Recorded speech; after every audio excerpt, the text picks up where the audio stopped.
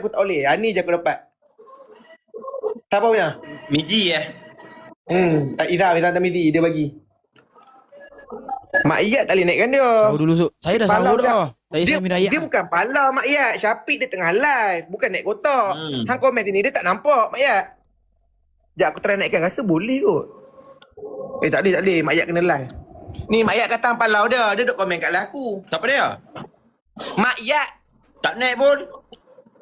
Betul ya. Aku pun tak kenal siapa. Oi lah ni kawan dengan Atif oi. Jarang dah masuk. Dulu sebelum kahwin selalu main sini. Pada kahwin tu jarang dah.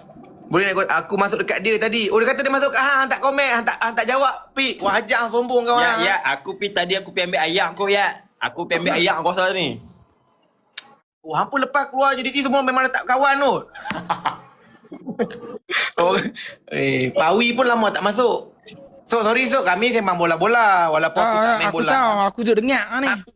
Macam kaki bangku kan. Ni hang baik-baik sikit. Hang jemput dulu Tapi aku. tapi paling best Pi, aku pernah main dengan Faizal Halim Pi.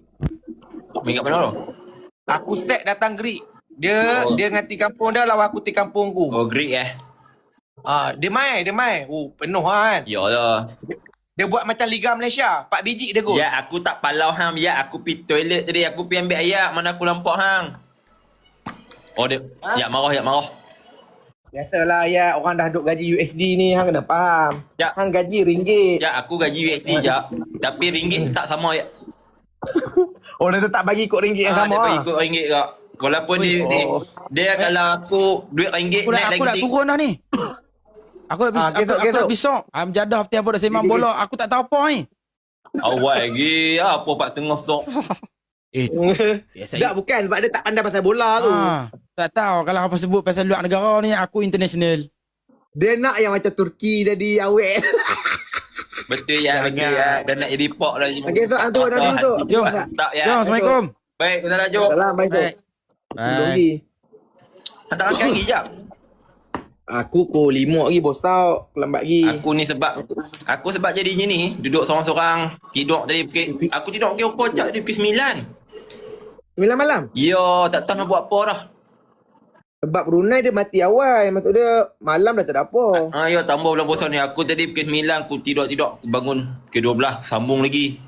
Last kali sampai pukul 3 tu tak boleh nak sambung dah. Patut hang gaji live dah.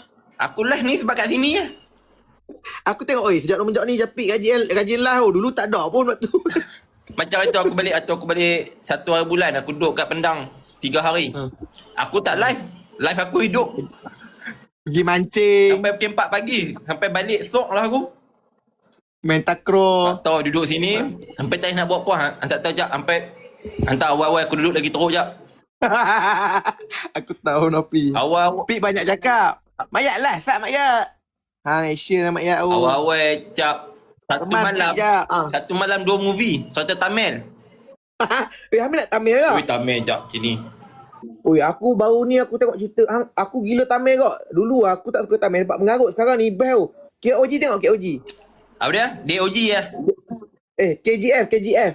Hai KGF lama mana dah jap.